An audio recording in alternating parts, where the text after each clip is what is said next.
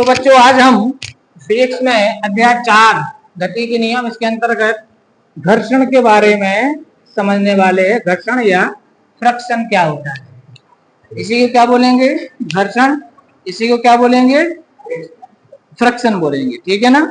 तो क्या है घर्षण, इसको जानते हैं। ठीक है, तो सब बच्चे जरा सुने ध्यान से क्योंकि थियोरेटिकल पार्ट है। आपको घर्षण है एक प्रकार का गति विरोधी बल है। कैसा बल है ये? गति विरोधी बल। तो गति विरोधी बल कौन से कहलाते हैं? जो गति का विरोध करें, जो गति का क्या करें विरोध करें, उनको कौन सा बल बोलेंगे? गति विरोधी बल। और जो गति का विरोध करेंगे वो गति की विपरीत कार्य करेंगे, माने जिस दिशा में गति हो रही है उसके कहाँ करेंगे? विपरीत दिशा में कार्य करेंगे। ठीक है ना। तो घर्षण एक प्रकार का गति विरोधी बल है। अब ये कैसे उत्पन्न होता है, कहां से आता है, इस पर थोड़ी सी देखते हैं। परिभाषा बनती है कि जब एक वस्तु दूसरी वस्तु की सतह पर फिसलती है या फिसलने का प्रयास करती है, चलती है या चलने का प्रयास करती है, तब उनके संपर्क तलों के बीच गति विरोधी बल कार्य करने लगता है, जिसे हम घर्षण कहते हैं। समझ में आएगी ना बात? तो घर्षण कब काम करेगा? तो तेरा परिभाषा पर ध्यान देना, मैंने क्या बोला। जब एक वस्तु दूसरी वस्तु की सतह पर चलती है या चलने का प्रयास करती है, तब देखो इसमें कितना बड़ा राज छिपा है। जैसे मान लीजिए कोई प्लेटफॉर्म है, इस प्लेटफॉर्म पर एक ब्लॉक रखा है, कोई ब्लॉक, ये कोई ब्लॉक का टुकड़ा रखा है इस प्लेटफॉर्म पर। ध्यान देना आप लोग, है ना, इस पर ये रखा है। तो मालूम आपको ये जो तल है इस पर ये रखा है और ये जो ब्लॉक जो रखा है, ये दोनों का संपर्क तल कहलाएगा ये। तो संपर्क तलों के बीच अभी कोई घर्षण काम नहीं करेगा। अभी यहाँ पर जो है वो घर्षण है, क्या है? जीरो है। ध्यान देना आप लोग, क्योंकि फिर मैं इसको एक नया नाम देने वाला हूँ, अभी एक नया नाम मिलेगा इसको, है ना। तो अभी इनके बीच में घर्षण जीरो है। लेकिन जैसे ये चलने का प्रयास करेगा, आप यहाँ पर मान लीजिए एक हुक से एक रस्सी बांधकर अब आप इसको खींचने लगे, मान लीजिए क्या कर, इसको आप खींच नहीं रहा है, आप खींचने का कोशिश कर रहे हैं। जैसे ही आप खींचने की कोशिश करेंगे तुरंत इनके बीच में घर्षण चालू हो जाएगा, घर्षण बल तुरंत एक्टिव हो जाएगा। यानी कि घर्षण कब काम करना चालू करता है? जब कोई वस्तु या तो चलने का प्रयास करने लगी या चलने लगी, और अगर नहीं चल रही है, आराम से रखी है, तो घर्षण भी नहीं होगा। कभी आपने ऐसा देखा कि कोई चीज अपन एक पर दूसरी रख दें तो रखे रखे वो घिस जाए नीचे से? रखे रखे थोड़ी घिसती है, रखे रखे तो बाकी सब घिसेगा, वहां नया रहेगा, ऐसे ही होता ना। लेकिन जैसे ही वो चले या चलने का प्रयास करे, आप उसको चलाइए तब। तो एक बात बताइए, घर्षण बल कब काम करता है? जब एक वस्तु दूसरी वस्तु की सतह पर या तो चल रही हो या चलने का प्रयास करने लगे, तो पर उनके बीच में काम करता है। एक बात क्लियर होगी ना बात? ठीक है ना। अगर उस पर कोई चलाए मान बल नहीं लग रहा है, चलाने के लिए कोई बल नहीं कार्य कर रहा है, वो वस्तु चलने की कोई प्रयास नहीं कर रही है, तब वहां पर किसी प्रकार का घर्षण काम। क्लियर होगी ना बात? क्लियर होगी बात? अब एक और बात सुनना ध्यान से, है ना। ये वस्तु है, इस पर मैंने बल लगाया F, लेकिन मैं बल को अब धीरे धीरे बढ़ा रहा हूं। देखो बल को, है ना। पहले अब इसका मान 1 न्यूटन था, पर 1 से बढ़ के कितना हो गया? 2 न्यूटन पे कितना हो गया? 3 न्यूटन पे कितना हो गया? 4 न्यूटन पे कितना हो गया? हम समय समय बल बढ़ा रहे हैं। और बल को मैंने जब 1 न्यूटन किया तब भी ये वस्तु नहीं चली, 2 न्यूटन किया तब भी नहीं चली। अब ध्यान देना, 3 न्यूटन किया तब भी नहीं चली वस्तु, 4 न्यूटन किया तब भी नहीं चली, 5 न्यूटन किया तब भी नहीं चली, अभी नहीं चली। तो आप बता सकते हो इस बल को निरस्त कौन कर रहा है? इस बल को जीरो कौन कर रहा है? चल के नहीं रही है, बल तो लगा रहा है। उसके बीच में घर्षण है ना, वो घर्षण भी बढ़ रहा है बाह्य बल के साथ, वो ही बढ़ रहा है यहाँ पर। जैसे हमने देखो पहले जब F का मान 0 था तो घर्षण भी क्या था? 0 था। ठीक है ना। फिर मैंने इसको 1 किया तो ये भी कितना हो जाएगा, ध्यान देना मजे की बात। इसको मैंने 2 किया तो ये भी कितना हो गया, इसको 3 किया तो ये भी, इसको 4 किया ये भी, इसको 5 किया ये भी। वस्तु कैसे चलेगी, घर्षण तो बाह्य बल को क्या कर रहा है, जीरो कर रहा है ना। तो आपने यहाँ पर एक नई चीज क्या देखी कि घर्षण ऐसी काम नहीं करता है, वो तो तब एक्ट होता है जब वस्तु चलने का प्रयास करे या वस्तु को कोई बाहर से बल लगाने लगे, तब वो चालू होता है, नहीं तो वो सोया रहता है। अब मान लीजिए 5 न्यूटन बल हमने लगाया, 5 से जैसे ही 6 किया, जैसे क्या किया, अब वस्तु चलने लगी। अब वस्तु क्या हो गई, अब वो खिसकने लगी। इसका मतलब क्या हुआ कि यहाँ पर जो घर्षण बल है उसकी अधिकतम सीमा कितनी थी, 5 न्यूटन थी। यानी इन दोनों सतहों के बीच कार्य करने वाले घर्षण बल का अधिकतम मान कितना था, 5 था। 5 से ज्यादा नहीं हो सकता था। इसलिए अब आप सोच कर उत्तर देना, बताओ इस वस्तु को चलायमान रखने के लिए हमें कितना बल कम से कम चाहिए, 5 से थोड़ा सा ज्यादा। समझ आ गया ना बात। 5 तक तो क्या रहेगी, 5 से थोड़ा ज्यादा, 5.1 करो तो वस्तु चलेगी। क्योंकि यहाँ पर जो घर्षण बल की अधिकतम वैल्यू कितनी है, जब तक आप 5 न्यूटन से ज्यादा फोर्स नहीं लगाओगे तब तक वस्तु नहीं चलेगी। चलो अभी और पीछे लौटते हैं फिर से। क्योंकि बाह्य बल के साथ घर्षण बल बढ़ रहा है, बाह्य बल के साथ घर्षण बल अपने आप को एडजस्ट कर रहा है, अपने आप को समायोजित कर रहा है, इसलिए घर्षण बल को हम समायोजक बल, सेल्फ एडजस्टेबल फोर्स भी कहते हैं। ये बात याद रखना।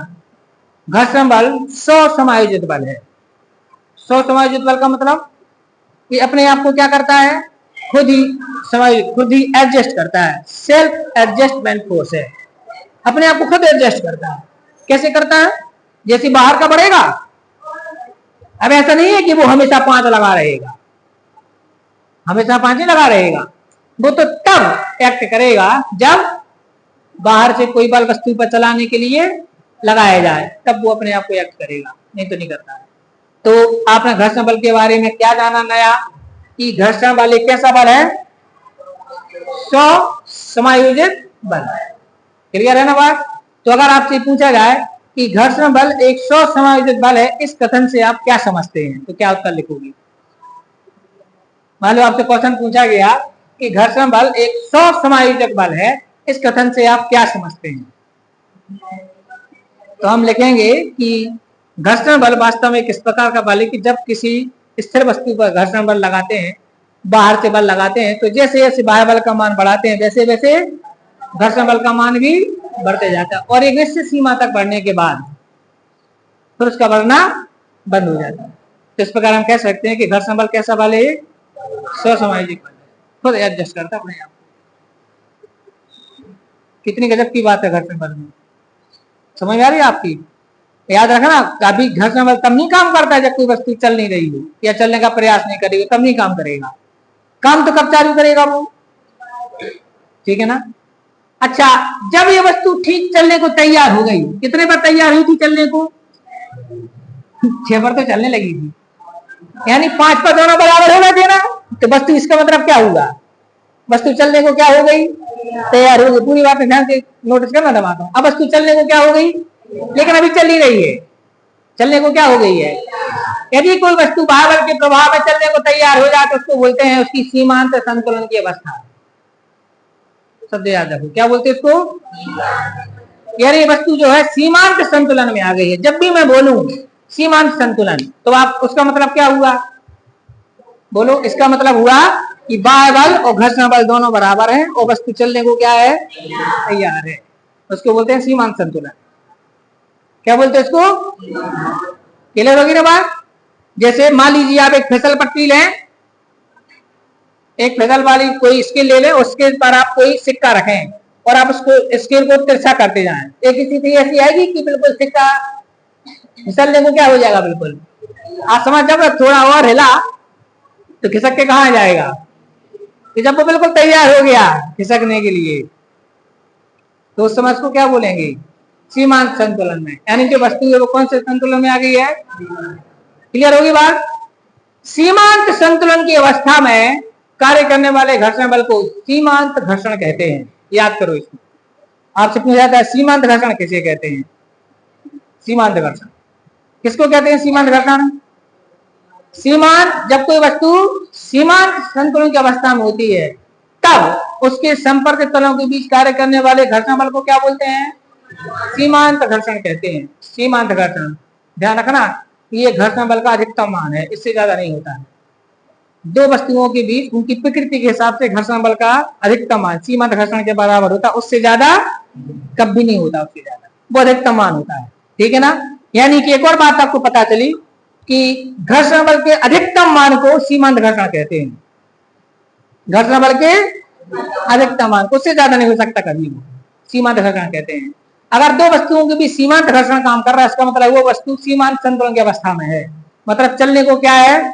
तैयार है। अब एक नई चीज देखो, ये जो सीमांत घर्षण होता है ना, ये इस समय वस्तु स्थिर होती है, वस्तु में चल नहीं रही है, यानी इसको हम स्थितिक घर्षण के अंदर भी लेंगे।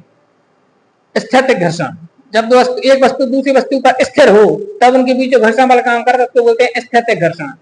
और चल रही हो तो क्या बोलते हैं? गतिक घर्षण। चल रही हो, लेकिन चल नहीं रही है वस्तु, क्या कर रही है?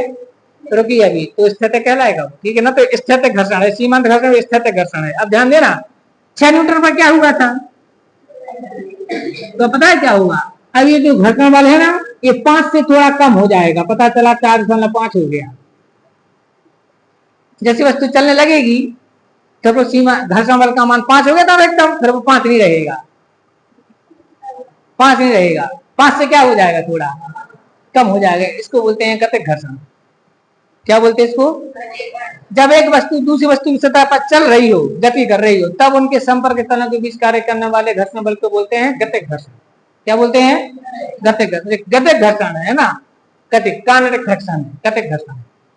तो गतिक घर्षण भी सीमांत घर्षण से कम होता है। गतिक घर्षण का मान भी सीमांत घर्षण से क्या होता है?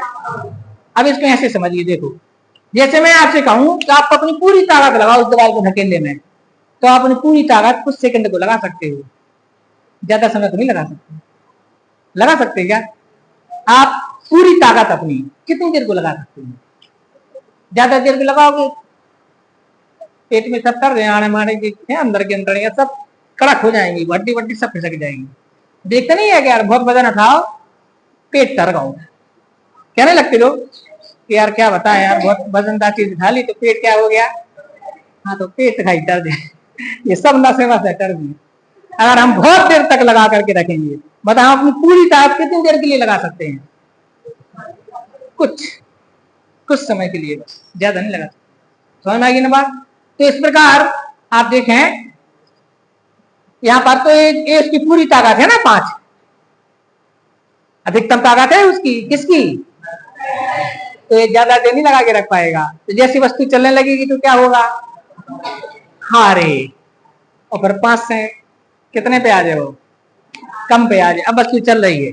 अब ध्यान देना, अगर मैं आपसे पूछूं वस्तु पर नेट बल कितना काम कर रहा है? नेट बल अपन ने कितना लगाया और उसका कितना हो गया? तो 6 में से 4.5 हटा दूंगी, 1.5 न्यूटन नेट बल लग रहा है वस्तु पे 1.5 न्यूटन बल से चल रही है, क्योंकि 4.5 तो कैंसिल कौन कर रहा है? घर्षण। 4.5 न्यूटन बल को तो कैंसिल कौन कर रहा है? घर्षण ने कम कर दिया ना, 4.5 तो घर्षण ही खा रहा है। जब तक इस पर 4.5 से ज्यादा फोर्स लगता रहेगा, यानी 5 से ज्यादा, तब तक वस्तु चलेगी। एक ऐसे ये बल 5 तक आएगा तो वस्तु क्या होगी? रुक जाएगी। यानी आप बताओ मुझे कि इसी वस्तु को गतिशील बनाए रखने के लिए कितना बल लगाना पड़ेगा उस पर सीमांत घर्षण से ज्यादा। यानी जो नेट बल होगा ना वो होगा बाह्य बल माइनस सीमांत घर्षण बल। अब अगर नेट बल की वैल्यू पॉजिटिव आती है ऐसे में तो वस्तु चलेगी, नहीं तो नहीं चलेगी। तो आप समझ गए ना सीमांत घर्षण को? क्लियर है? सीमांत संतुलन की अवस्था समझ गए क्या होती है? सीमांत घर्षण बल कब काम करता है? जब वस्तु चलने को ठीक तैयार हो जाए। कब घर्षण शून्य होता है? जब एक वस्तु दूसरी वस्तु की सतह पर स्थित होती है और उस पर कोई चलाने के लिए कोई बार कार्य नहीं करता, घर्षण भी 0 होता है, उस समय नहीं करता। लेकिन जैसे ही वो चलने को तैयार होगी वैसे ही घर्षण बल भी एक्ट हो जाएगा तुरंत, जैसे बाह्य बल एक्ट वैसे ही। इसलिए घर्षण बल को कौन सा बल बोलते हैं? समायोजक बल बोलते हैं। समझ में आएगी ना बात सभी की? अब आता है घर्षण आखिर आता कहां से है, घर्षण का कारण क्या हो सकता है? कोई बता सकता मुझे घर्षण का कारण? घर्षण का कारण क्या हो सकता है? What is the reason of घर्षण का कारण? नहीं, कारण पूछा, वो तो परिभाषा है घर्षण की। कारण रीजन क्या हो सकता है? रीजन घर्षण के हमारे पास दो कारण निकल करके आते हैं, दो। एक मैं आपको बता रहा हूं मैकेनिकल, ऐसे पुराना, ठीक है ना, पुराने समय में चला, और फिर एक बताएंगे आधुनिक। पुराना कारण यह है, तो साइंटिस्टों ने बताया कि कोई वस्तु हो उसकी सतह पर कुछ अनियमितताएं पाई जाती हैं। क्या पाई जाती हैं? कुछ, किसी भी वस्तु की सतह पूर्णतः चिकनी नहीं होती, उसके ऊपर कुछ ना कुछ अनियमितताएं पाई जाती हैं। कुछ ना कुछ क्या पाई जाती हैं? अनियमितताएं। इन अनियमितताओं को बोलते हैं उभार और गर्त। क्या बोलते हैं? जो ऊपर उठा हिस्सा उसको क्या बोलेंगे? जो नीचे उसको। अब जिस वस्तु को इस पर चलाना है उसमें भी क्या होंगे? आणविक अनियमितता, उसमें भी उभार और गर्त होंगे। तो जब एक वस्तु को दूसरी वस्तु की सतह पर रखते हैं, एक दूसरे में लॉक हो जाती हैं। क्या हो जाती हैं? इसको बोलते हैं अंतः ग्रंथन। जो उभार और गर्त में क्या हो जाता है? अंतः ग्रंथन, एक दूसरे में लॉक हो जाते हैं। समझ आ गई ना बात? इसी कारण से इसमें घर्षण पैदा हो जाता है। जब लॉक हो रहा है, अब आप बाहर से बल लगाओ तो इसको लॉक में से निकलना है बाहर। समझ आएगी ना बात? तो ये तो है पुराना कारण, क्योंकि फिर साइंटिस्टों ने कहा कि हम इसको पॉलिश करके बिल्कुल, आजकल तो अल्ट्रा पॉलिश आने लगा है, बिल्कुल करने साला कुछ भी नहीं रह जाए। लेकिन इसके लिए है कि अनियमितता हमेशा होती है। आप अगर किसी माइक्रोस्कोप से देखोगे ना, हर एक वस्तु की सतह पर क्या दिखेंगी? अनियमितता दिखेंगी, उसकी सतह पूर्णतः चिकनी नहीं दिखेगी। लेकिन क्या से देखना है? समझ आएगी ना बात? तो देखेंगी। लेकिन हम नॉर्मली देख लेते हैं, तो नॉर्मली भी होती है बहुत सारे बात। अब मान लो थोड़ी देर को नहीं है, बिल्कुल नहीं है, आपने कहा कि सर हमने बहुत अल्ट्रा पॉलिश करके और हमने क्या कर दिया, उसकी पूरी की पूरी आणविक अनियमितताएं खत्म कर दी, ठीक है ना, इंटरलॉकिंग होगी नहीं, ठीक है। अब अगर आपने वस्तु की सतह को पूर्णतः चिकना कर दिया, कैसा कर दिया? तो इन आधुनिक कारण क्या कहता है घर्षण का? आधुनिक कारण कि फिर इसके अणु बहुत पास पास आ जाएंगे और अणुओं के बीच में आसंजक या ससंजक बल कार्य करने लगेगा। आसंजक या ससंजक बल कार्य करने लगेगा। अब आसंजक ससंजक बल क्या है? एक ही प्रकार के पदार्थ के अणुओं के बीच कार्य करने वाले आकर्षण बल को कहते हैं ससंजक बल।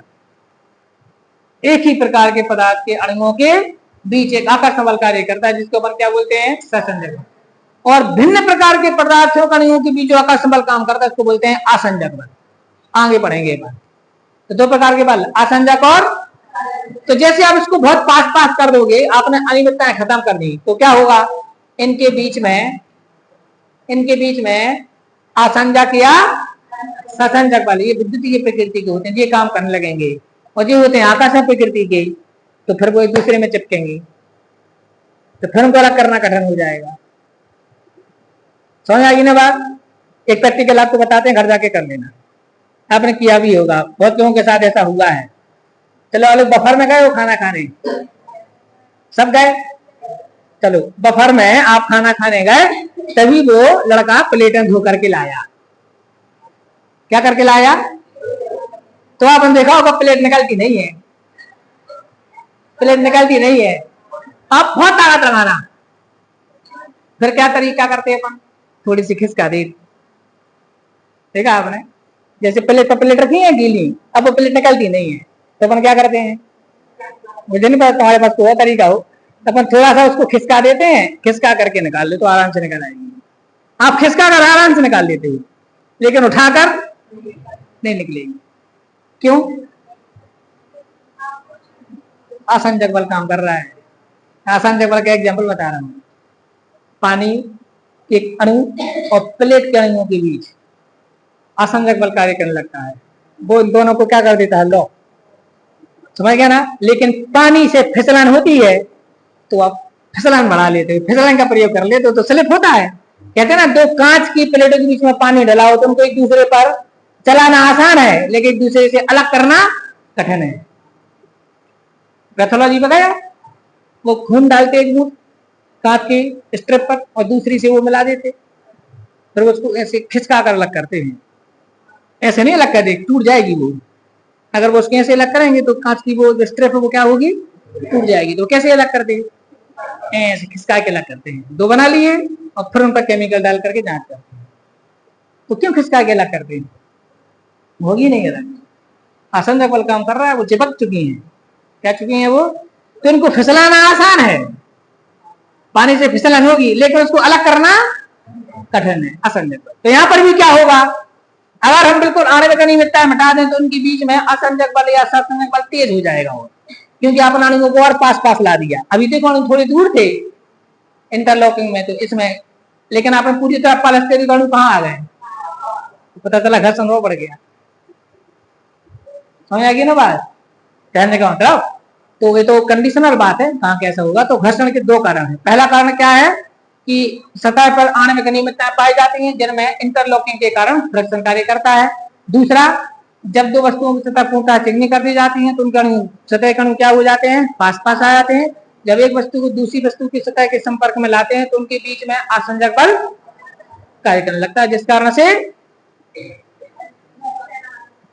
उनके बीच में फ्रिक्शन काम करने लगता है। सबको समझ में आ गई बात। तो इसको अपन क्या बोलेंगे, घर्षण का कारण। सबको समझ में आ गया कि नहीं आया। अब आते हैं घर्षण के प्रकार पर। घर्षण के प्रकार कितने प्रकार का होता है घर्षण, तो घर्षण के दो प्रकार होते हैं। एक तो बोलते हैं स्थैतिक घर्षण, स्थैतिक। दूसरे को बोलते हैं गतिक। गतिक घर्षण के फिर दो प्रकार होते हैं। एक को बोलते हैं सर्पी, जो परीक्षा में आया था। दूसरे को बोलते हैं वेलन या लोटनिक। वेलन भी बोलते हैं, इसको क्या बोलते हैं, लोटनिक। ये है घर्षण का डिवाइडेशन।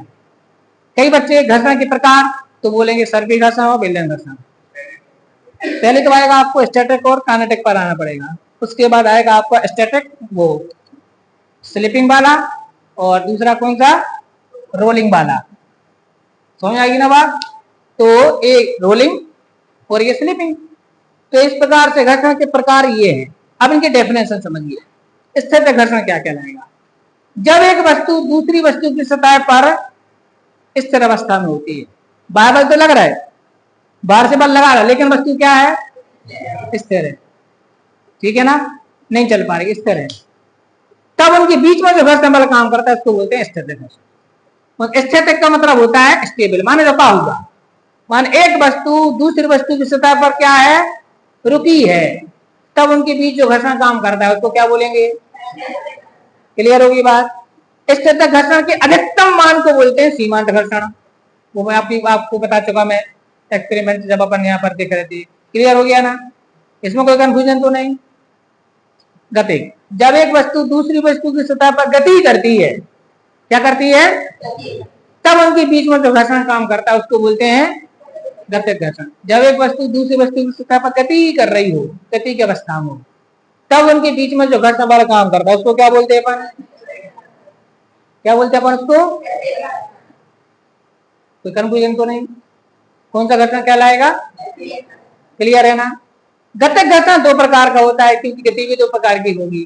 या तो वस्तु फिसलेगी या लुढ़केगी, या तो एक वस्तु दूसरी वस्तु पर फिसलेगी, या वो क्या करेगी, लुढ़केगी। मान लो लुढ़क रही है।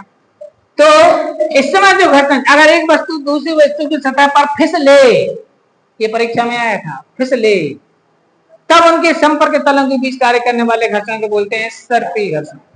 स्लिप हो, एक वस्तु दूसरी वस्तु की सतह पर क्या हो, स्लिप, तब उनके बीच कार्य करने वाले घर्षण को क्या बोलेंगे। जैसे बच्चे को देखा खेलते हैं, हाथ पकड़ के एक दूसरे को खचोड़ते हैं, तो उस समय कौन सा घर्षण काम कर रहा है। आपने मोटरसाइकिल का ब्रेक मारा और वो टायर यहाँ से वहां तक खिसक गया। होता है, रोड पर टायर के साथ बन जाते हैं। कौन सा घटना काम करता है? आपने साइकिल का ब्रेक मारा तो ब्रेक की जो गिट्टी होती है ना, वो रिंग से क्या होती है, चिपक जाती है ना, तो उनके बीच में कौन सा घटना काम करता है? अब बस सामान की बात है, सामान से इसकी वैल्यू बहुत ज्यादा होती है, बहुत ज्यादा होती है इसकी वैल्यू सर्पी घर्षण की, तभी तो साइकिल तक रुक जाती है। नहीं होता है, आपने ब्रेक मारा, साइकिल क्या हो गई, रुक गई, किस कारण से? सर्पी घर्षण। ये इतना भयंकर पैदा होता है, ये बहुत ज्यादा हो जाता है। अभी आपको यहाँ से लेकर वहां तक खिचोड़ दें तो आपके कपड़े फट जाएंगे, लेकिन आप लुढ़क करके यहाँ से घर तक चले जाते हो ना, फटेगा। होता है ना, वो यात्रा पे आते अभी 9 द्रव्यों में आएंगे, भक्तों को देखा है, क्या बोलते हैं उसको, कौन सी विधि बोलते हैं? माता के दरबार में जाते हैं लुढ़क के, ऐसी जाती है महिलाएं ऐसे लुढ़क करके, क्या बोलते हैं उसको, पानी में भर के कुछ बोलते हैं, उसका नाम है कुछ दीगा, जाती है ना दूर दूर, तो उस समय कौन सा घर्षण काम करता होगा? उसका मान कम होता है। लेकिन सोचिए कोई क्रॉलिंग करके जाने लगे, थोड़े में ही यहाँ से वहां तक जाने में कपड़े तो ठीक है, खाल भी निकल जाएगी, नहीं हुआ? तो सर्पी घर्षण समझ गए ना आप? लौटने क्या बोलेंगे घर्षण, जब एक वस्तु दूसरी वस्तु की सतह पर लुढ़कती है, क्या करती है? रोलिंग करती है, राउंडिंग करती है, तब उनके संपर्क तलों के बीच कार्य करने वाले घर्षण को क्या बोलते हैं? बेलन घर्षण बोलते हैं। ठीक है ना? अब मैं बता रहा हूं दोनों में अंतर, इन दोनों में अंतर आया था परीक्षा में, फिर आएगा। सर्पी घर्षण और लौटने घर्षण में अंतर। पहला अंतर, पहले अंतर में आपको लिख देना है परिभाषा, पहले अंतर में क्या रखना है? क्लियर है? क्या लिखोगे? जब एक वस्तु दूसरी वस्तु की सतह पर फिसलती है तब उनके बीच कार्य करने वाले घर्षण को सर्पी घर्षण कहते हैं। जब एक वस्तु दूसरी वस्तु की सतह पर लुढ़कती है तब उनके बीच कार्य करने वाले घर्षण को, कोई दिक्कत तो नहीं इसमें? दूसरा, सर्पी घर्षण का मान लौटने घर्षण से अधिक होता है, इसका मान अधिक होता है, इसका मान कम नहीं, ऐसा नहीं बोलना है। देखो, कम या ज्यादा हमेशा तुलनात्मक रूप से बताया जाता है, कंपैरेटिवली। कभी ये एब्सोल्यूट वैल्यू थोड़ी होती है कम और ज्यादा, कोई कंपैरेटिवली होती है। बताओ मैं छोटा हूं कि बड़ा हूं, कोई नहीं बता सकता जब तक कौन दूसरों ने आ जाए। नहीं समझे बात को? एक दिन मैंने लाइन खींच के नहीं बताया था आपको बोर्ड पर, तो सब कुछ कंपैरेटिवली होता है। अब आपने ऐसा लिखी, परीक्षा में भी लिखा इसका मान अधिक होता है, किससे? हमें समझ में नहीं आई किससे। तो जब तक आप लिखोगे नहीं तब तक वो आंसर पूरा कहां हुआ? आप निरपेक्षता देने लगते हो, जो कि पॉसिबल ही नहीं है। तो हमें लिखना चाहिए सर्पी घर्षण का मान इससे अधिक होता है। समझ आ गई ना बात? यहां पर क्या लिखेंगे? सर्पी घर्षण से, समझ आ गई ना बात? आंसर कैसे दिए जाते हैं? हमेशा तुलनात्मक, इससे ये अधिक और कम जैसा कुछ नहीं होता कि अधिक होगा या कम होगा, वैसा तो कुछ नहीं होता है। वैसे तो कई जगह से प्रश्न होने ही चाहिए। फिर तीसरा हमारे पास आता है, तीसरा सर्पी घर्षण में देखिए, जैसे मान लीजिए ये मैं इसको इस पर खिसका रहा हूं, तो कौन सा घर्षण काम कर रहा है दोनों के बीच में? मैं इसको यहाँ पर चला रहा हूँ, कौन सा घर्षण काम कर रहा है? तो सर्पी घर्षण में देखो एक ही हिस्सा टच होता है ना? तो सर्पी घर्षण में गति करने वाली वस्तु की सतह का एक ही भाग दूसरे के संपर्क में रहता है, तो देखो यहीं से खुल जाएगा। पूरा कहां से खुल जाएगा? यहीं से खुल जाएगा। समझ आएगी ना बात? अच्छा, अब इसको लुढ़काओ तो अपन क्या बोलेंगे कि लौटने घर्षण में अलग अलग समयों पर गतिशील वस्तु की सतह का अलग अलग हिस्सा दूसरी वस्तु की सतह के संपर्क में आता है, संपर्क में आता है, अलग अलग आएगा अलग अलग समय पर। अभी कोई हिस्सा है, अभी ये रेड वाला है, अभी ये व्हाइट ब्लैक वाला हो गया, और फिर दूसरा हो गया। समझ गए आप? तो क्या अंतर लिखेंगे, जल्दी बताओ? सर्पी घर्षण में गतिशील वस्तु की सतह का एक ही हिस्सा दूसरी के संपर्क में रहता है, ठीक है ना। और दूसरे में इसमें क्या होता है, इसमें अलग अलग समय पर है ना गतिशील वस्तु की सतह का अलग अलग भाग दूसरे के संपर्क में आता है। अंतर समझ में आ गया ना। तो ये क्या है वो, अब एक आध एग्जाम्पल लिख दो। तो कहां पर काम कर रहा है सर भी, कहां पर काम कर रहा है वेल्डेंग, चौथे में एग्जाम्पल दे देते हैं। तो जब हम साइकिल की ब्रेक लगाते हैं, साइकिल का, तो ब्रेक की जो गिट्टी होती है और साइकिल का जो रिंग होता है, दोनों के बीच में कौन सा घटना काम करेगा, क्लियर है ना। और जब साइकिल चलती है तब साइकिल के टी और सड़क दोनों के बीच कौन सा घटना काम करता है, क्योंकि वो लड़क रहा है, क्या कर रहा है वो। तो एक एग्जाम्पल भी देना चाहिए, तब हमारा ये पूरा हुआ। समझ आएगी ना बात। तो जब आंसर दो आप तो बड़ा पिन पॉइंट आंसर देना, ऐसे नहीं दे दिया करो कुछ भी करके, ठीक है ना। अब आते हैं अपन घर्षण के लाभ हानि पर, फिर दूसरी बातों पर। तो बताइए घर्षण से क्या लाभ है। बड़ा बहुत अच्छा। घर्षण के कारण ही हम जमीन पर, क्या बात, आप लोग ना बहुत काम के हो। दूसरा, घर्षण के कारण ही हम किसी वस्तु को होल्ड कर लेते हैं, पकड़ करके अपना होल्ड कर लिए, मतलब उठ कर लिए, ठीक है। दूसरा, तीसरा, घर्षण के कारण ही साइकिल, मोटरसाइकिल, बस, ठेला, ट्रक, कुछ भी हो के ब्रेक काम करते हैं, सब ना घर्षण है। इनके ब्रेक कैसे काम कर रहा है, तीन हो गए। चौथा, घर्षण के कारण ही आग पैदा होती है। लाइटर में भी फ्रिक्शन होता है, तो एक लिए आवाज आती है ना, तो फ्रिक्शन होता है वहां पर। तो घर्षण से क्या होती है, आग पैदा होती है। और बताइए, घर्षण के कारण ही हम भोजन को क्या करते हैं अच्छी तरह, क्यों। कभी आप एक कंचा लेना, उसको चबाना, कंचे को, तुरंत खिसक कर यहाँ आ जाएगा, तुरंत खिसक के यहाँ आ जाएगा, क्योंकि फ्रिक्शन बहुत कम होगा ना। तो कंचे के ऊपर तुम्हारा दांत ठहरेगा ही नहीं, तो क्या होगा, वो इधर उधर होगा।